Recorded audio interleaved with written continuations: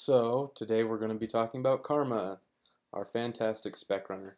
The first thing so most of the project should already have it set up. You just npm Karma, and you have to install its dependencies as well. So there's like the Karma, the Chrome launcher, and there's a couple others that you need, and then you can Karma init. We've already done that, so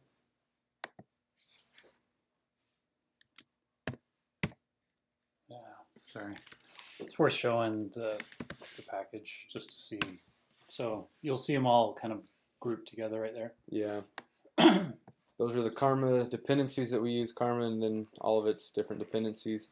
And then you create a Karma file. You can do Karma emit when you first set it up. That sets up a its configuration file. Command P on this. Command T. That'll install a new package. Sorry. It's karma.com right there. And so this is kind of how it's set up. And so we've got ours set up to use Jasmine. That's our test file that we use. But if you just do Karma init, then it'll run you through all this. Some of this is custom, but a lot of it it walks you through. And then once you do that, you build specs. So where's somewhere in here that you guys need specs? Or do you guys know yet? Probably on our model. Well, no, not on our models. No, this is for JavaScript. Yeah. So we probably want one on the charts. And so so what we do is we add our specs right next to it. So you go chart.spec.js. And it's set up that way in our Karma config. It basically says, look in all the JS directories and find everything that has a .spec in the name, and then it will just execute those. We found that this is really convenient for knowing which of the components have tests, because the tests live right next to the component. And then you can immediately go, oh, there's no test for this, because they're not there. Right, rather than in Rails where it's not always separate. Ah, that's not what I wanted to do.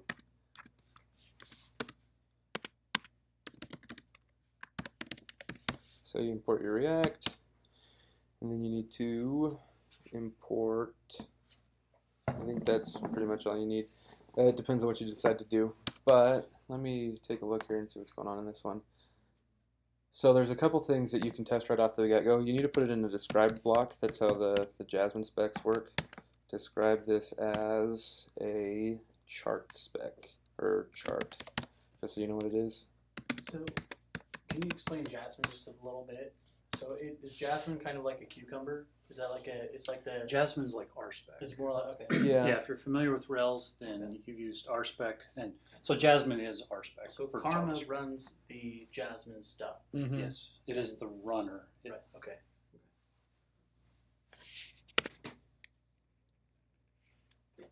And then you just put it inside it renders. That's not the right one.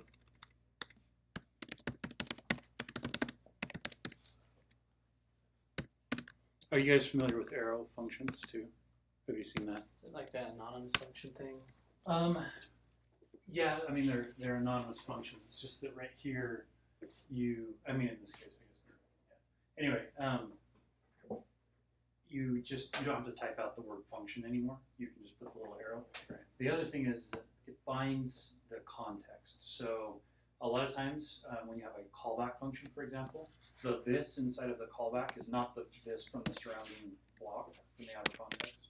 But with an arrow function, it will bind it for you. Oh, so okay. the this inside of an arrow function is the same as the calling context. Okay. Which is actually important in a lot of situations. Is it also similar to the way CoffeeScript was, where if you do a single dash, it won't bind it? There's no single dash with arrow functions. I don't think there is a way. Yeah. And so if you want to run code before each of your specs, you can put it in before each block. You'd want to put it inside the described chart. Oh yeah. I do.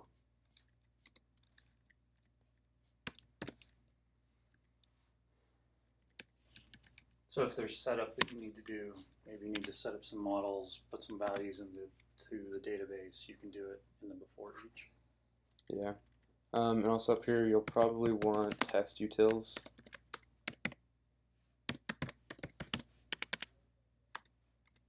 I can spell.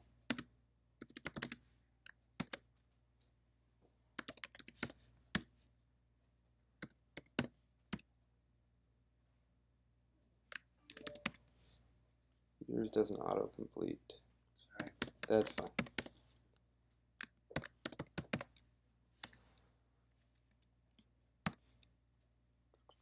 And then you need to import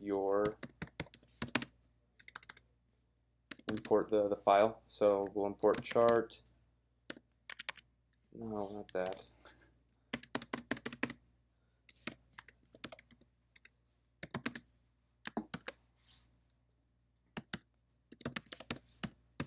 I don't need the JSX. So that just grabs your chart from the file next to it.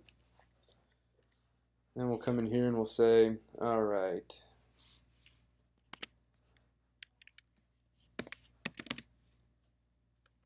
I don't think I need to stub anything out in this one. So just give that a name. And then before each, just so it inits it each time, we'll say test utils dot render into document chart. And so that's going to render, I need to spell that right. So that's going to render your component into the test so that you can run things on it. So just as if that chart had been rendered into the DOM, this will render it into the result, so then you can interact with it. So this is one of the things that makes React components really easy to test, is they usually, hopefully, live in isolation. So you can just render it, and you can poke it and prod it and make sure it does what you expect, and then move on to your next test. So. No. Which implies you need to make sure that you write components properly. Yeah. So When you're breaking them out. yeah, for example, in some of the code we've written in the past, some of the components are dependent on stores. And at the highest level, your highest level components frequently will depend on stores. So a store changes, the component re-renders, and on you go. But what you want to do is keep all of the logic for monitoring those stores at those highest level components, and then push all of the actual functionality into lower components, into the child components, and then pass the data in as props. That makes it much easier to test, because now when I call render into document, I can also give chart specific properties, and that would let me ensure that the chart behaves a specific way when given certain properties.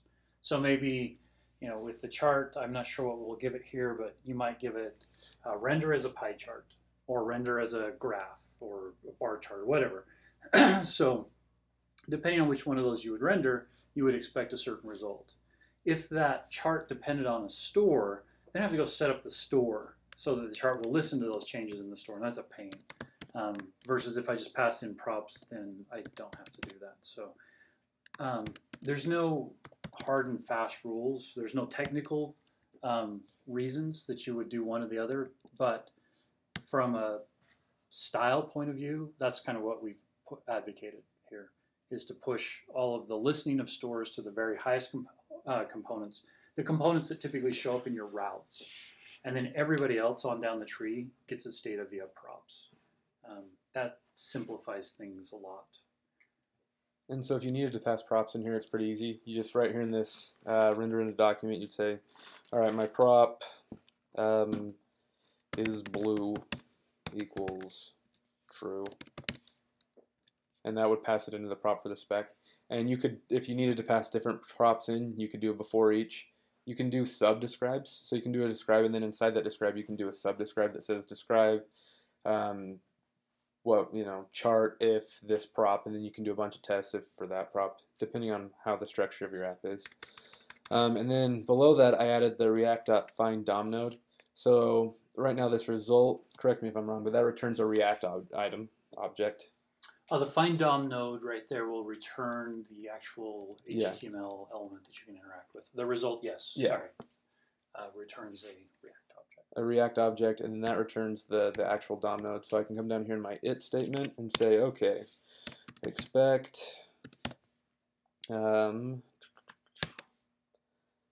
chart dot to be defined. I think that should be what it is. To be defined, and that'll say, okay, does this exist? Right. And that's all that test is for now. And we can test that out. Save it. Oh, you don't have save, autosave? Save on, what is it, lose focus? And then we can go into, where are we sitting at right now? Sitting chart app? Go into the client directory. So we can go into client, and then we go node, module slash karma slash bin slash karma start, and that'll run them. And it should open up a weird Chrome window that it runs it in. And so Karma is just creating a web server, a local web server for you. Same thing as doing all that, putting all everything into it. Yeah, it just runs it in Chrome. It runs it in a browser.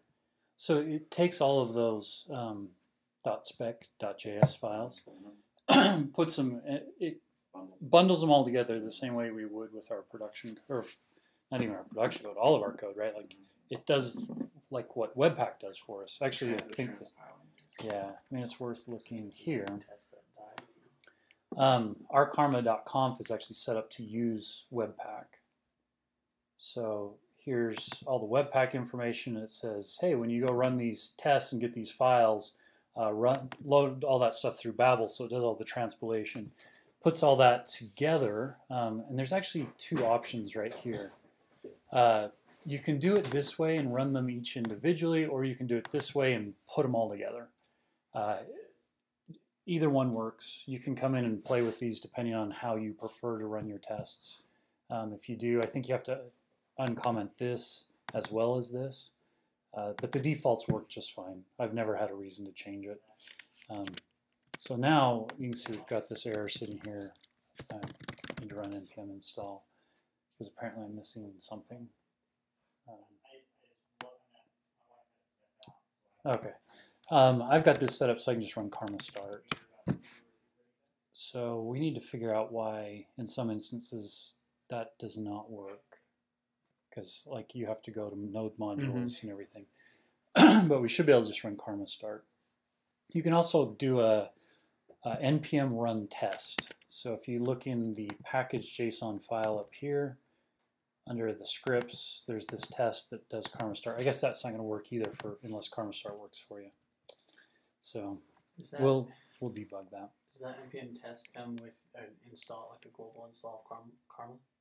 Or does you set that up yourself? The npm. So with npm, anything I put under the scripts directory, Right. I can just run, right? As a, I can put any scripts in there. In fact, like this node webpack hot is one that I stuck in there. Right. But so you defined that test. Yeah, I've defined this right here. I wrote that. Like I said, karma start works for me, but apparently it is not working for a whole bunch of other people. You've got to actually specify the path to the binary. I bet it's because I have karma installed globally. And I do not. That's probably why. If you do npm install -g karma, it'll put it all across your machine. Anyway, so looks like we have some test failures that we want to debug into. So a couple things. If you only want to look at one spec, you can F the spec, and then it should only run that one right there. Every time you save, it should rerun them. So if we come up here, it only ran that guy. If you don't want to run a spec, you can X the spec so that it won't run that one, and it'll run all the others, but it'll,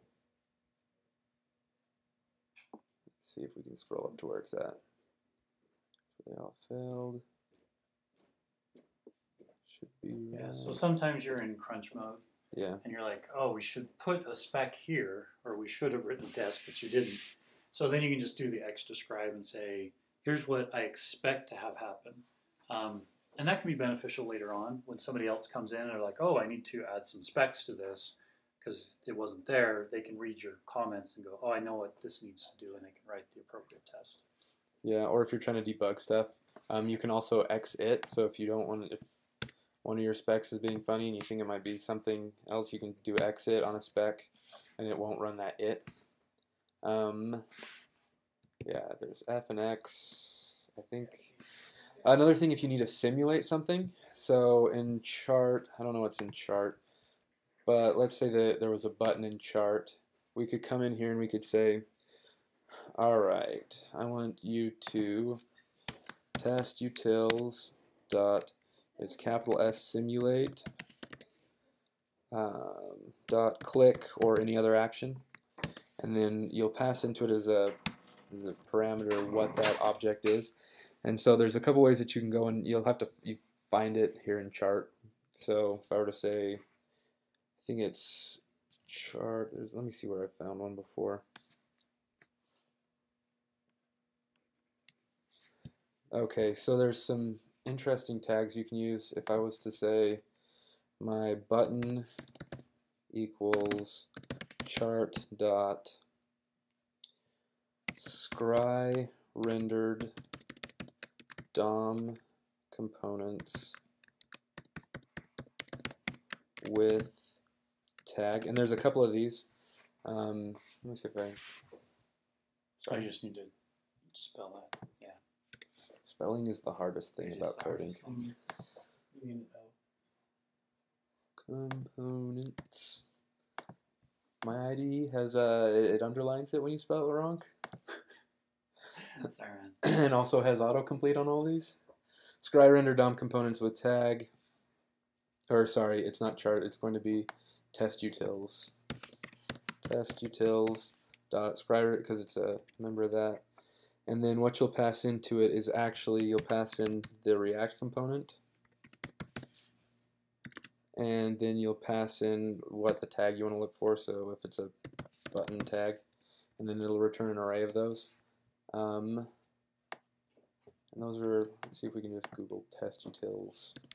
And it should give you all of them.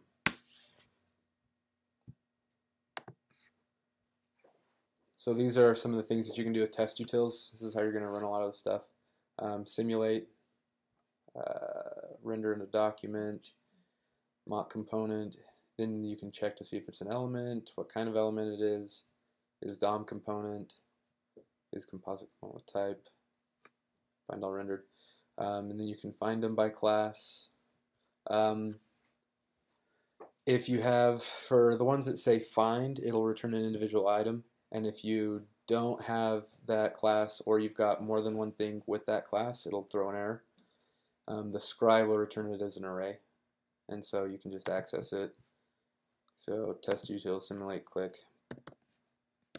button 0. And then you can say, now that I expect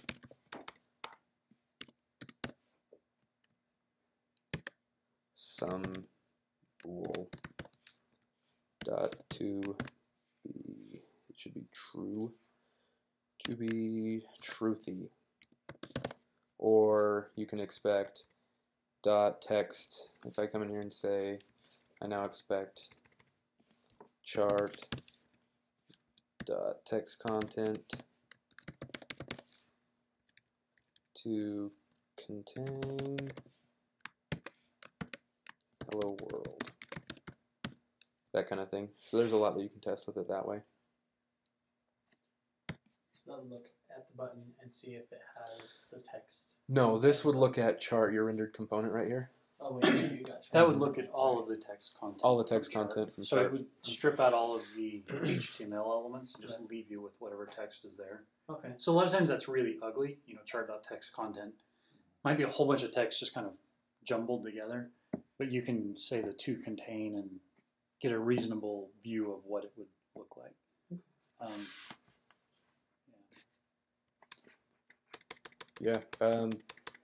There's, if you want to look up everything else you can do, it's Jasmine.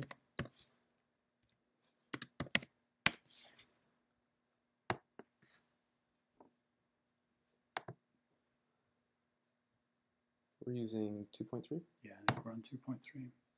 And so right here, it'll go through all that stuff that we just talked about, and there's a lot of not to be truthy. There's a lot about spies if you need to test functions. So it's worth talking about what spies are. See if you can find it in the docs there. So a spy basically lets you spy on a specific value. So it can stub out a function, and then when that function gets called, the spy can report whether or not it received the expected values. So in this example right here, you can see how they've got this foo equals this object, and that object has a function inside of it called setBar. So I say spy on foo setBar. So I'm spying on the setBar function inside of foo. And then in the next bit of code there, we call foo.setBar with different values. And then right here, we can say we expect that to have been called. And then you can say to have been called with.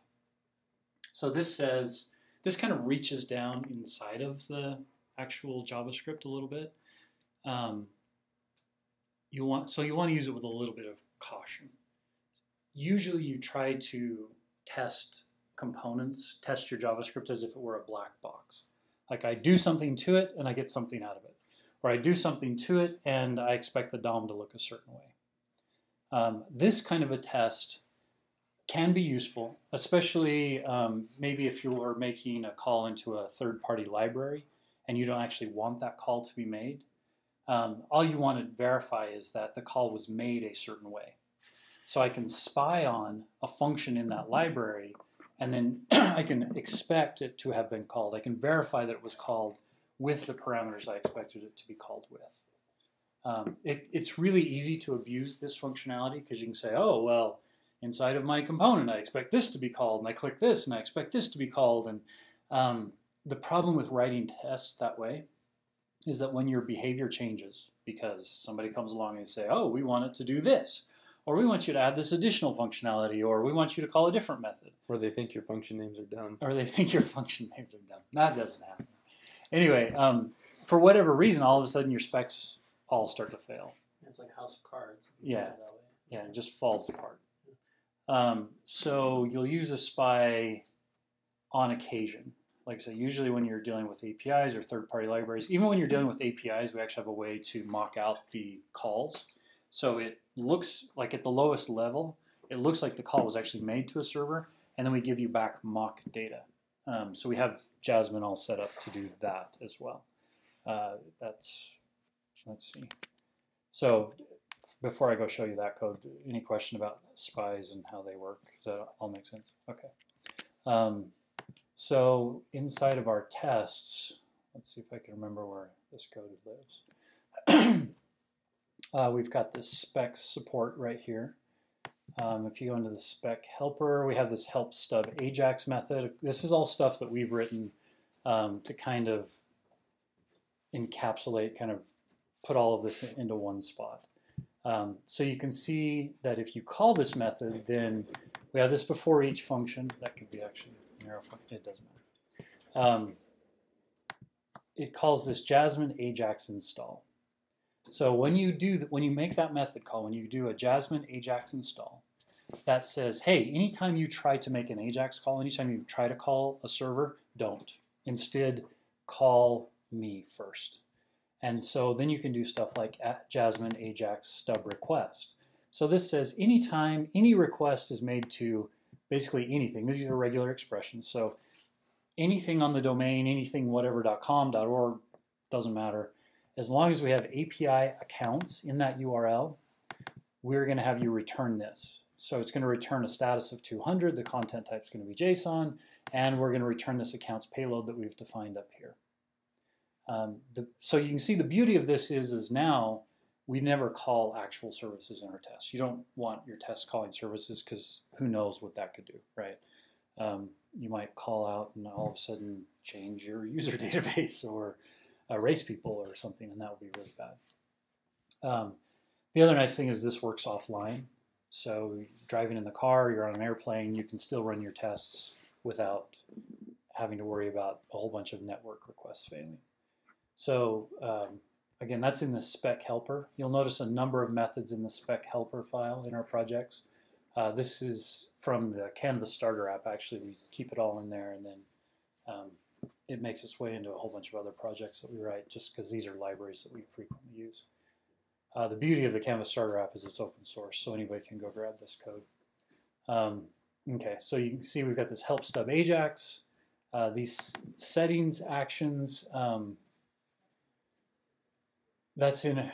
we typically pass data from the server to the client to help initialize the client. Things like the user ID. So they've already logged in via the server. There's no reason to force them to log in again on the client. So we'll pass a user ID, or we'll pass a JWT token, a JWT, or we'll pass any number of things. Like from an LTI request from a learning management system, it might include information about the course that the user is part of. Anyway, so all of that happens as part of this settings action. So when we're running tests, if you need those initial defaults set up, you can pass them in via the settings actions. Let me just show you real quick something here. So app.jsx, you see settings actions.load default settings. That's how we get all of that default data into the stores. Some of your tests are going to require that that default data be part of the stores. And so these spec helpers will do that. The help load setting specifically is the one who will populate your settings store with the default data that was, not actually passed down from the server, but what we pretend is that data. So, cool. I guess last but not least, if you're concerned about anything, so every time it does this before each, it should take care of all of this stuff and reset all your values that you've set in before each. But if you're concerned about anything, you can add an after each, and that needs to be inside. Do anything you want inside here. Something, I don't know, have you ever used why don't we scry? What? What does scry mean? So what this does is scry render DOM component with tag. It looks inside result here and finds any button tags. Okay. So this is just an example. I don't think you have any button tags in here. Yeah, it finds collections. It returns a collection versus the find, which returns a single object and is. Yeah. It's just a CSS selector. It's part of the test utils library. So this one does it by tag. No. So this one will say anything with the. But it's CSS selector, you can specify tags too, right? Yeah, but I don't think it'll actually do CSS selectors. I think it's just tags. So you can do classes or tags. So you can find by class or you can find by tag. It doesn't have. I don't think it'll do like what jQuery will do with a full CSS selector. I don't think you can specify. But I'm just questioning, why didn't you just use a jQuery CSS selector? Because we're not using. Well, actually, that's a really good question. Because you're not hitting a DOM here. Test utils, find render DOM, is finding that tag or that class inside of a React component. It has not actually been rendered into the DOM yet. It's not HTML. It's not elements. It's a React function. So it should be called find not actually rendered DOM component. Well, so yeah, I don't know. That's what Facebook calls it. Okay. So, I mean, this is just part of their library. It finds, I guess it's been rendered into the virtual DOM. Maybe that's a better way to put it. Okay. So it's not been rendered into the actual DOM. What you can do is React.find DOM node will give you an actual piece of HTML DOM that you can interact with. All right. So do we have any tests running yet? Sure. To be defined. Yeah, well, So another thing, when you write specs, do one test per it block. Otherwise, what happens is, like if that line 17 had failed, the other tests will never run. So you want every test to be able to run. And you want your tests to not overlap if possible. So that will help you identify the problem faster. A lot of times you'll feel like, oh, I'm going to write this test and it'll run through this whole stack of code and it'll tell me all kinds of things. what happens is it runs through that whole stack of code, and then 3 months later, when you go and run those tests, and it fails, you're like, where is this error at? Like you can't find it because 40 tests just broke, and really it's just one thing that is broken. So as much as possible, you want your tests to isolate specific pieces of functionality. Yeah, and so you just keep adding them inside this this describe block. F describe? That's going to make it so it only runs this spec when I run it. So it'll just run the one spec. What does that mean? I don't know, it's a letter. Focus. It means focus. Okay. So if we come down here. Opposite with X, where you can exclude it. I'm guessing that's what X means. Exclude. Yeah. Hit refresh and it'll run all of them again.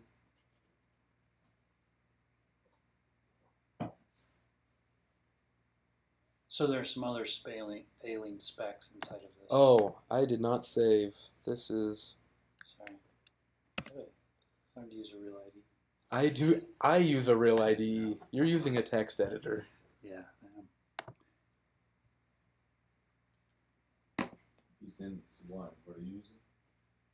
No, this is my computer. He uses IntelliJ. It does all kinds of stuff for you. I should have saved it.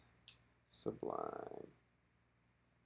So do we get to where we were Not that talking one. about an actual Sorry, I'm clicking things. context or like an actual test? The first one's an actual test. I didn't read over the code. Okay. So let's take a look. Let's write some tests here. So this will just verify that it renders the chart. Okay. That's a semi-real test. And you're saying that Karma is not. It's running all of them still. Whatever. That's fine. I'm going to get rid of the after each. A lot of times you'll use the after each to clean up a store because the stores are singletons. So you might put it back into an initial state or something like that. That way it won't bork the rest of your specs. Yeah. So if you did something really funky, then you can fix it that way. Okay, so let's go look. Get rid of button right there because that doesn't. Yeah. That was just an let's go look example. at the chart and see if there's. Oh, come on. It's open right there. Okay. So this is supposed to render. It looks like an image. Actually, just the image. Where does this go? I think he put that into a var just to say that. Oh, okay. I don't think that's. Yeah. No, it is. Yeah, well, the idea here is that we're going to have a bunch of students all over, where they're actually sitting. And this was one that he mocked up, so I didn't. It used to be down in here, and I thought, okay, I want the structure of it so that when we get back to it. Okay, fair enough. So we'll have a whole bunch of those, one for every student that's on the chart. Okay, so this gets the chart URL from the settings store. Yeah. Well, it goes right. So is the chart, okay, so the chart is a top level element, and it's monitoring the settings store. So this actually makes it a little bit more challenging to test. Well, I'll actually, explain it up if you want. well, so I was just talking to these guys about when you have these top level components, like in this case, chart is a top level component. It monitors stores, it is initialized. What do you mean by top level component? Because course is the one top level component. This is what I mean. Top level components are in here. So see how I have handlers, index, course, chart, selector, chart. Okay. This makes it a top level component. It receives state from the router. From the router. So I'm okay with these guys interacting with stores because they'll receive state from the router, use that state to get data from a store, and then pass that to child components. So it's hard to get away with not having the stores inside of these top-level components. Also because there's no real chance. These aren't really called by a parent component. They're not nested inside of another component, so they can't get data from another component. They can't be passed Right. down. So that's why I say all of these top-level components, meaning the components that are rendered by the router, will typically work with the stores. They'll talk to the stores, they'll listen to, or I'm sorry, they'll listen to changes from the stores and then make that part of their state. So in this case, we have the settings store and the chart URL comes from the settings store. So what we need to do is go back to that spec helper. So this is fine, I mean we can make all this work. In the spec helper you can see we have help stub Ajax, we also have this help load settings. So from what I can tell inside of chart.jsx, we don't need to make any Ajax calls. So we don't need to call help stub Ajax. Instead, we're just going to call the help load settings directly. And this is going to load the default settings, which we're going to come back to in 1 second. So when we describe the chart, one of the first things we're going to do is just call that helper. We could do all this by hand, but there's no reason to. I've already written these methods. It would just be a copy and paste all of this crap into that other file. There's no reason to do that over and over again. Here's the default settings, and you notice we don't have the chart URL available to us. So we're going to add it. And we're just going to give it some value. Now going back into the chart.jsx, let's see. Okay. So this thing is just going to be some image URL. So coming into here, I can just say chart.jpg, something like that. Doesn't really matter. Okay, does all that make sense so far? What do you do with the spec helper after you're done running the spec? And you've gone in and you changed the spec helper file. Save it and leave it. So every spec helper is always for after you've modified it is specific to that spec that you created. No, this is global. Yeah, it's a global. This is global. So the default settings, we could potentially run into issues here if I had different tests that needed different default settings. If that happened, then you should not use the help load settings. You should go in and write this code into that test, because that test is testing different settings conditions. But as long as we are okay with a set of default settings, which we are for probably 95% of our tests, Okay. then we can just use this. Because yeah, because the entire application is only going to get one set of settings from the server. Well, what's going to happen actually in this situation is that from the menu they might choose, change it to chart. In which case it'll go to That's fine. That's a different use case though. Okay. So these settings are the data passed to the client when the page first loads. Right. So if you have user interactions that change this data later on or whatever, you'll handle those in those specific tests. Yeah. But that's why I say having these default settings is fine, because in real life, when this code actually runs, it's going to get one set of settings from the server and be done. So that's why I'm okay with this. There aren't very many global functions, but I'm okay with this being a global function because it matches the use case for our code. Okay, so it's okay to come in here and say, oh, well, the app actually needs chart URL, and maybe the app needs course ID, and maybe the app needs whatever. You can put those in the default settings. And then, like I said, this will just load those into the settings store. All right, so if you'll notice, we also need the settings action, because this guy has to actually be able to call the action that is going to populate the store. So this lives, how far up does this live? Actions/settings, I guess.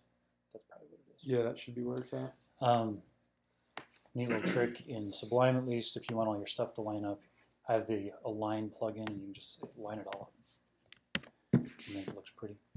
Okay, so now the settings action, which is this guy right here. See, this is the guy that actually loads the data into the store.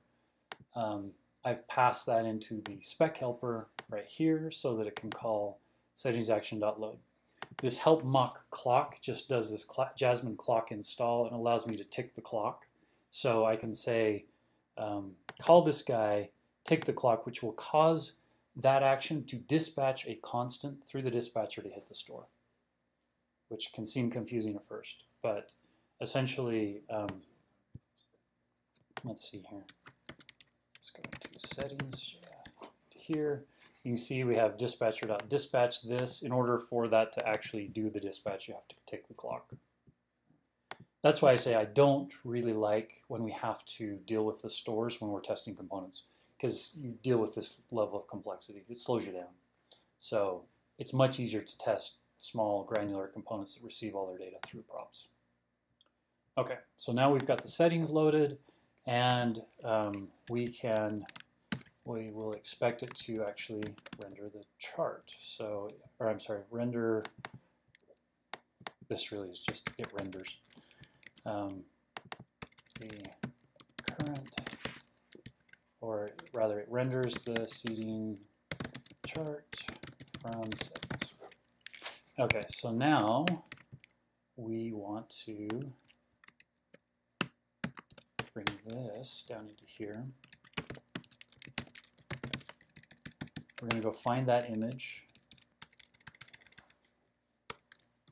inside of our React component. So we're going to go look for it by tag. And then we would expect... I think you have to scry. I don't know if you can find by tag. Right. Oh, I wonder if we should put an ID on it, since there's going to be just one of them, and there actually are going to be other images in this component, which will be all the students. We can, except then we'll want, I think we'll want to use a class. Okay. So let's just call it seating chart. So coming back, and this kind of sucks too, because I hate to modify code to make it so that it works with a Oh, we've test. already got a class right there. So Right, it's on the image. div, not on the image. But Yeah, I that think probably will still work. No, you can find by tag. I was wrong. The other images might end up living inside of that anyway, so I don't really want to do that. Okay. Let's So put a class name on that image. so what would be a reasonable class name on this guy? No, this is not the avatar. This is the chart. Seating. This is actually the seating chart image. This is really a seating chart container, right? Yeah. I don't know if did that just No. mess up anything for you guys? Let's I have to find go out. Look in the Let's see if there's some in the CSS with this guy. right there. So it messed up that CSS right So here. just change it. So we'll just make this container. Fix it. Okay. Okay, so now we can hopefully find the seating chart You want to image. do find? Change it back to find. Just do find. Yeah. So you can't find a single. I mean, there is only a single. Mm-hmm. element If in there's space, multiple, but- it'll throw an error. Okay. Yeah, so if there were You guys other... have a 2 o'clock meeting scheduled. Do you need to get ready for it? No, we canceled it. Oh. We moved it to tomorrow. Okay, so this should find the image, and we can expect image.source. I don't know if this will work. So this is the part I'm not so sure. But we expect it to be, let's see, over here in, where's my spec helper? So this, oops, not the Rails one. There we go.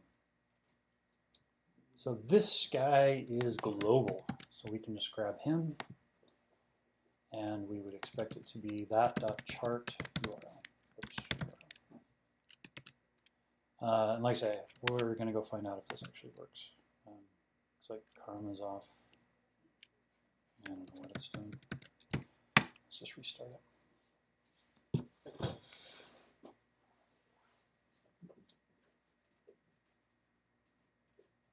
Okay, so renders a seating chart from.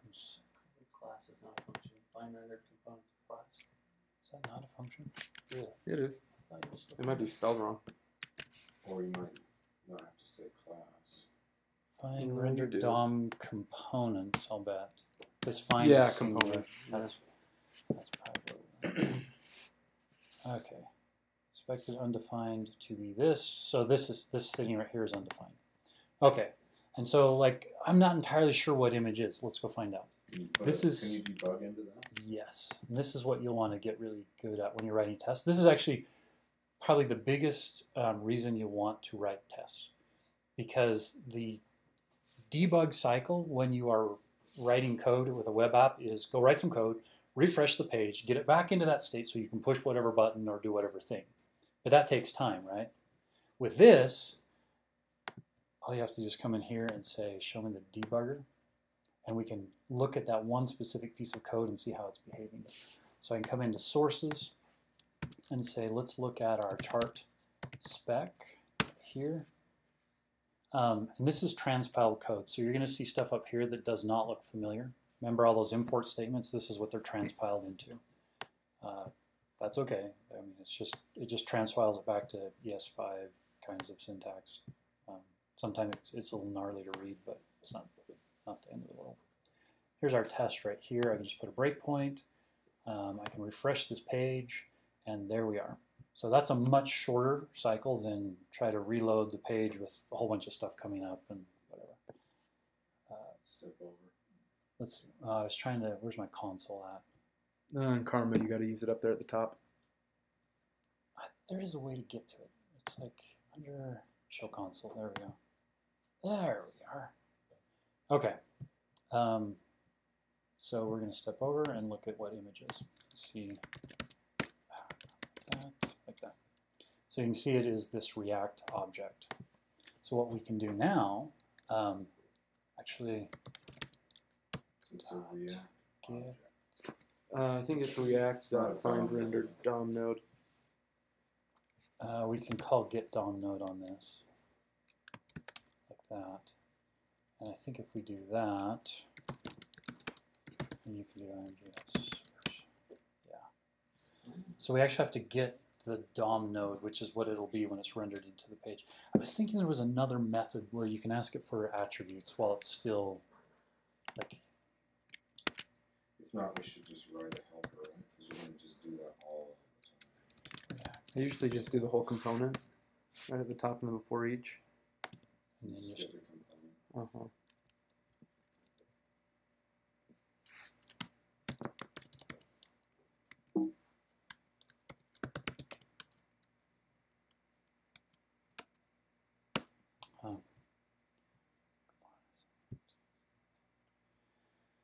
okay, so maybe there's not a way to ask it for its attributes. So, yeah.